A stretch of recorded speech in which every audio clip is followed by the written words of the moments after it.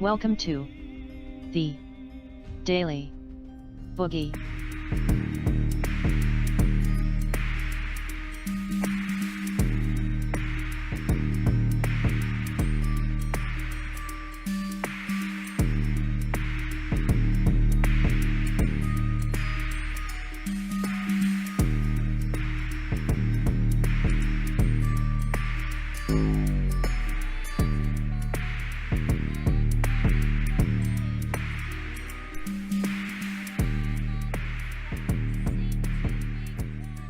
US state of Pennsylvania spruiks power to entice Aussie firms. This is from the Australian Business Review, which is kind of like a centre-right establishment rag here in Australia, nationwide, national paper.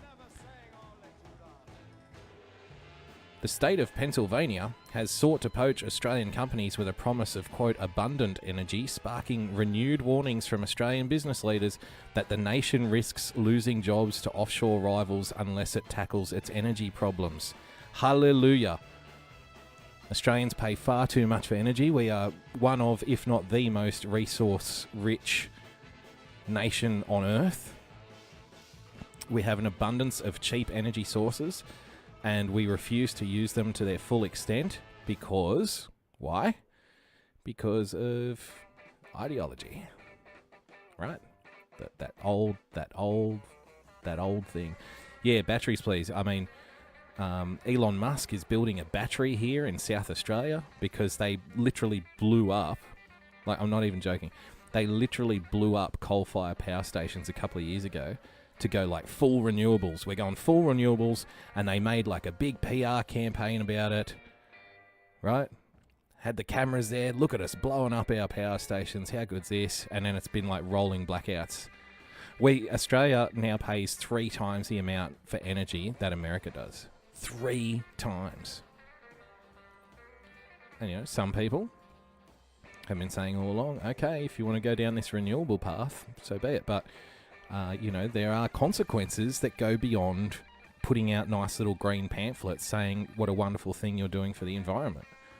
There are consequences that extend beyond the end of your particular ideological nose, my environmentalist brothers and sisters.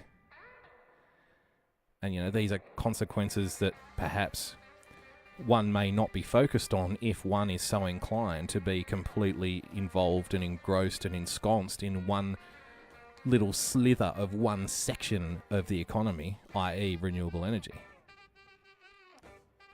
But we'll carry on.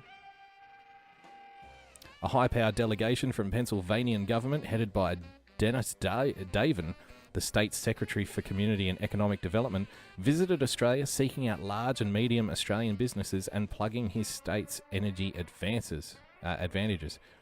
The week-long trip, otherwise known as a junket, which with stops in Sydney, Melbourne and Perth, included an address to the Australian Institute of Energy's Sydney branch, where Mr. Davin spruiked energy as the, quote, foundation of Pennsylvania's economy.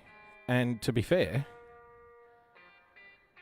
it's probably the foundation of every successful economy. If you take a completely like unbiased, objective view, access to cheap energy builds strong economies, even back to the Iron Age. Right? You know, successful economies back then became successful because they had access to cheap mineral resources, which they could then utilize, value add. And, you know, jobs come from that. Industry comes from that. Spending comes from that. Wealth comes from that. It's no different now. If you have to pay 4 times as much for energy as the guy down the road, then you're going to find it very, very hard to make a profit when you're selling the exact same thing and it costs you 4 times as much to make it. I mean, this is not rocket science. The tour came at the end of a year in which the Turnbull government was forced to intervene in the Australian gas market to ensure there was sufficient supplies for local users. Because we sell it all. Because and we sell it to places like Japan, and the people in Japan pay less for our imported gas than we pay for our own. Figure that out. Because of government regulation. Hashtag climate change. Large Australian electricity users are also facing tight supply conditions after the closure of Hazelwood Power Station earlier this year. Got to shut them down. Got to shut them down, guys. We got to save the Earth. Must save the Earth. I'll show you. I'm going to show you a little clip here. This is the Australian Libertarian Senator David Leyonhjelm. And he's talking on a show called Paul Murray Live. So here's David Leyonhjelm after Bronwyn Bishop talking about, you know, the situation that the Australian energy market is in on Paul Murray Live. There is some interesting data that is around suggesting that power prices may well fall, and before the Prime Minister gets involved with his grand fix that, remember, is after the next election and is $100 maybe for some people to be collected over 10 years. This is interesting, though, because it is the one of the energy regulators that have put this out here. The actual numbers, interesting, where at the moment the national up is about close to 11%. Apparently next year, though, down by 5%. The year after, down by 7%. I don't believe these numbers, Bronwyn. I don't either. See, you've got to love it, though, too, don't you? You artificially inflate the price of energy to, like, 10% from one year, 10% the next year, 10% the next year, until we're paying 3 times the amount that the Americans are, and then you cut it by 5%, and you expect everyone to line up and pat you on the back and say what a good job you're doing. And you haven't even cut it yet. You're promising to cut it, like a promise from a politician means something, unless it's done. Right? Yeah, sure. Prices have gone up like 40% on our watch, but hey, we're going to cut it by 5% next year. We're going to give price relief. It's even the way they say it, relief. Like, oh, what a relief. It's like you haven't actually done anything. You've done 5% of 40% of your job as a politician. You're supposed to keep prices low. Do you see this? Do you see this brain fucking that they're doing to people? It's like the Boxing Day sales, or the Black Friday sales. Let's jack up the prices 100%, and then we'll cut it by 20 and go, look at the savings. Look at the savings that we're giving to you. It's like, thanks, mate. Thank you. Either. I'm sorry. I don't either. It's a little bit like we'll get to surplus in 3 years. No, you won't. That's a very good point, Paul. You basically that was another question. That was yesterday's. Now it's this today. This is rubbish. I'm not going to tarnish the MyEFO statement and get it mixed up with. If I'm a bit late on the comments, it looks like we're working with a bit of a delay here, but we'll manage. This dreadful business of oligopolies, of rent seekers. I recently have changed from AGL, and I made it quite clear the reason I was changing from that company is I don't like the CEO's attitude, I don't like their policies, I don't like the... See, you just see there, sitting on her right. Where is he? Where's our boy? You just get a flash of him and this little smirk. So I don't like the CEO's attitude, I don't like their... Okay, this is David Leyonhjelm in the middle here, the baldy-headed fella. And you can just see a little smirk, and she's like, because she's going on this big diatribe, I changed from one energy company to another because I don't like the CEO's attitude, I don't like their policy, and he's laughing like it doesn't make any difference. Because if energy is high before it gets to the on-seller, like you're only switching from one on-seller to another. You're only switching from one middleman to another. So if the middleman has to pay a certain amount for the energy, then they're all going to have a pretty similar price. It doesn't make any difference. And he knows that. She's like, but she was like a career politician for 40-something years. She's treating you like an idiot. I changed because of the CEO's attitude. I would say that's a pretty dumb reason to change energy supplier. You know? I bet if we go through every company that you buy like essential services from, you'll probably find somebody working there that you don't agree with on something. You know, that's not really the issue here, Bronwyn, Ms. Bishop. But David Leyonhjelm coming up, Libertarian Senator. Thanks to everyone who's just joined recently. Susie Q. Every time I see Susie Q, I always think of that, John Fogerty belting that one out. Oh, Suzuki. And Roger's in the house as well. There will be intermediate dropouts. The internet is an absolute bastard here. Luckily, I'm paying 3 times as much energy-wise for the privilege of using it, thanks to these politicians. But let's carry on. Policies. I don't like the fact they're closing down a coal-fired power station, and I don't like the hypocrisy when they earn 80% of their profits from coal-fired power stations. They say, look at us, we're green. And I said, I want you to know that's why I'm leaving. Fantastic. All right, what did the lady on the phone say? Oh, well, Thank you. well, I also told the firm that I'm changing to. Yeah. So I said, I want the reason to be spread right around. This is what I'm doing it for. Yes. The truth is, though, Paul, the fundamentals, market fundamentals, demand and supply can't be denied. Uh-oh. A free market libertarian, this is a trigger warning, a free market libertarian is speaking about market forces. If you find this in any way offensive or confronting, please turn the volume down, put the children to bed. This is not your place. But we welcome debate, as always. Invite, share and invite. Always happy for debate. Always welcome it. Trolls are welcome. Throw your insults and comments at us. We love it. Yes. The truth is, though, Paul, the fundamentals, market fundamentals, demand and supply can't be denied. Correct. And until we get more supply, Correct. Prices are going to stay up. Yeah. And it's going to have to be cheaper, of course. And putting in expensive supply is not going to do it. But also, okay, let's imagine the catastrophic logic of we've passed the point of no return on climate change, which is one worldview at the moment, right? Which means this summer will be hotter than last summer, and next winter will be colder. Meaning the search for the average will be about the same. Yeah, correct. You know what I'm saying. But you know what I'm saying is this. I just think this is the attempt to say it's a path back to your bills changing. Your bills aren't changing until more powers in the system. This is a desperate attempt as they go to the election. Right? They say, OK, we're going to solve the deficit. It's going to be done, sorted out. Oh, yeah, we'll have a first impact, which is less than 1% over the next 12 months. But in 3 years, you get us back in. And then that's the first one. And then you talk about this. Oh, no, your power prices are going to get better. Yeah, no, renewables, it's all going to work in 18 months.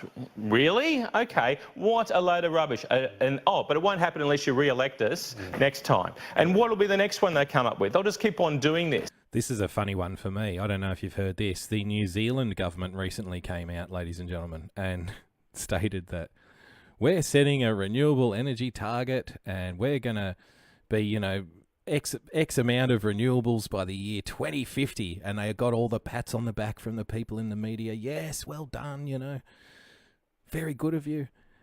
And this is a socialist government that was elected in New Zealand after about, about 16 years of conservative governments in New Zealand. And, so they've all come out, given them a little pat on the back and said, well done, that's a great target. It's a good target. 50% by 100% renewables by 2050. Yes, good on you. And I'm reading all these reports on it. I'm like, they're all missing the point here. In order for this to happen, really, the socialist government that's making this claim needs to be elected consecutively for 32 fucking years. It's like, it's not going to happen. This government would need to be in government for 32 consecutive years in order to hit that energy target that they're claiming. Unless they've got the audacity to say, we're setting a policy target for 32 years from now, and we just expect all the politicians henceforth to go along with it, with no discussion, no argument, nothing. Nobody's ever going to repeal it. No, because it's a target, and it's a good target, and we made the target, and everybody else should follow the target, and if they don't follow the target that we arbitrarily set on our own economy while we're in government 32 years into the future, then to hell with them. They're evil deniers, Nazis, and bigots. They're not complying to the target that we set. I mean, you can just see it, right? 3 years from now, when this government gets turfed out because it goes broke, you can just see it. They'll go, we're scrapping this ridiculous energy target. And they'll all say, wow, you can't do that. Everybody agrees. That's the target. You can't change the target. Can't change the target. Marine Mum and Cindy, thanks for joining us. And Obama is some. And it's a good target. I like it. It's a good target. It's a round target. 2050. It sounds nice. It sounds like tomorrow, but really it's 32 years from now. And most of the politicians that are in the New Zealand government now, 32 years from now, will either not be there collecting a taxpayer-funded pension, which raises every year with the cost of living, like with the CPI, right? The inflation goes up like every, 2-3% every year, basically. If inflation stays the same, might go a lot higher. Or they'll be dead. And that's the thing. They just kick the can down the road. They get the plaudits now. They get the round of applause from the media now, and the pats on the back from their supporters. Thanks for setting that 32-year target. We appreciate you. Thanks so much. And they go, well, you're welcome. We do what we can. We do what we can. But in reality, they know it's garbage. They know it's garbage. That's why they're saying it, because it's garbage, and they'll never be held to it. And it's not a real thing. And everyone who does think it's a real thing, that hasn't even processed the point that in order for it to be even close to real, they would have to be in power for the next 32 fucking years, which isn't going to happen anyway. Then I'm sorry, if you think this is a real thing, government setting energy targets in 2050, then you're a complete fucking moron. Not going to happen. Only a little bit of the clip left. Right? By the way, we're in this situation because they need to regulate it so they can control the price until they've had the transition with the new energies. Rubbish. Right? And until that happens, they need to make sure they can control prices so people can afford the utilities. I'm fighting the urge to suggest that the only answer is for the government to somehow or other help fund a new major coal-fired power station. Correct. I really hate that idea. No. The reason is sound. The reason is sound because there is no market operating. Yeah. It is a rent-seeking oligopoly. Therefore, the government has a responsibility. The principles of free enterprise say that the government should only do those things that the private sector cannot or will not do. And this is a case of the private sector will not do it. Well, so the government has an obligation to step in. Government owned these power stations. They own them. They sold a lot of them all off the last couple of years. And sold them and they now are all failing.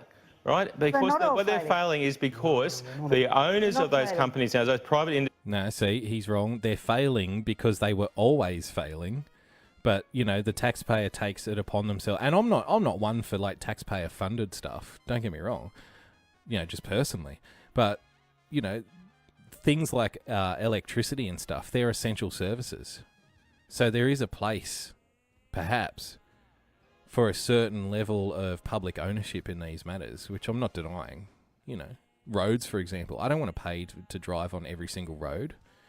And the point is, how can you sell a public asset to begin with? That's the real issue. Boogie, it will work if New Zealand becomes a dictatorship. Can you imagine a New Zealand dictatorship? It'll be run by the sheep. The sheep will be the proletariat. Industries, the BHPs of the world, have decided to move away from this form of energy.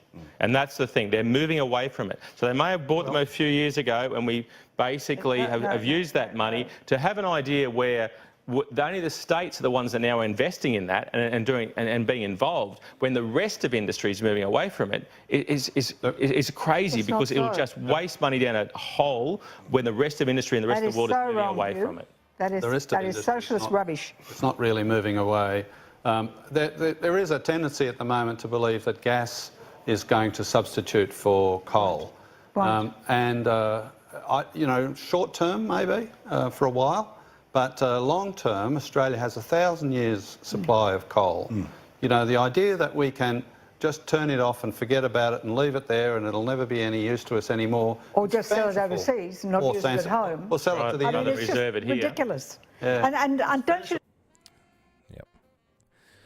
The long-time late-night talk show host in Sydney, Brian Wilshire, used to say, the problem with leaving it in the ground, the problem is who gets the last block of coal, who gets the last barrel of oil. That will be the battle in the future, right? So they're like, leave it in the ground. But it's not going to be left in the ground. So who gets the last barrel of oil? Who deserves it most? Like, we can't have it now. We're not allowed to have it now because we need to save the planet. So who gets it? And just in case you thought, these pressures and stuff on taxpayers don't really mean anything, another one from the Oz. The cost of going green, taxpayers hit with $60 billion power bill, which probably isn't a lot to America when they're $20 trillion in debt. But it's a fair bit to us. The taxpayers will have paid more than $60 billion through federal renewable energy subsidies by 2030, about twice what the crumbling car industry received over 15 years. Yes, our industries are going overseas as well. Energy's a big deal with that as well. Same in America. I mean, same in most Western countries. 15 years and enough to build 10 large nuclear reactors. We could have had 10 nuclear reactors with that money that we spent on windmills, which has made our energy 3 times more expensive than it needs to be. And people who are into this stuff, I've got a mate, Andrew, who's really into like energy policy and stuff and understands the science and everything. And he'll tell you that if the green people, like the highly environmental folks, really cared about emissions and CO2 emissions, then they would be falling over themselves to build nuclear reactors. Because it has none. There are no CO2 emissions with nuclear reactors. And it provides baseload power. And on top of that, boys and girls, Australia has, it must be either the top one or the top 2 sources of uranium in the world. We sell uranium to people with nuclear reactors. We close down our coal-fired power stations in order to meet arbitrary, made-up renewable energy targets. We then pay 3 times as much for our electricity, and then we get angry when states like Pennsylvania send over envoys to coax our businesses away and back to America. I mean, the absolute hide of it. What are these people doing to our country? To our countries? We make manufacturing unviable, and then we criticize people who make it viable. And we pretend like it's all okay. But it's not okay.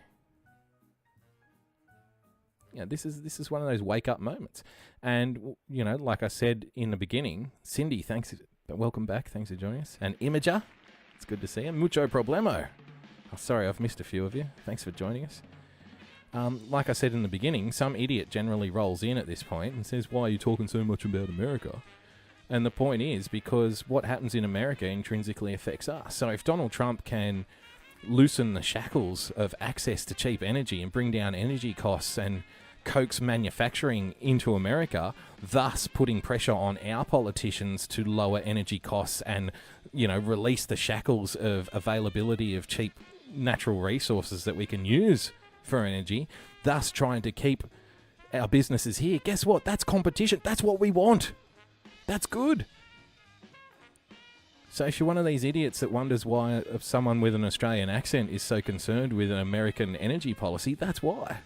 Because it affects what happens here. And our politicians will be dragged kicking and screaming to the reality of the time. That's why it matters.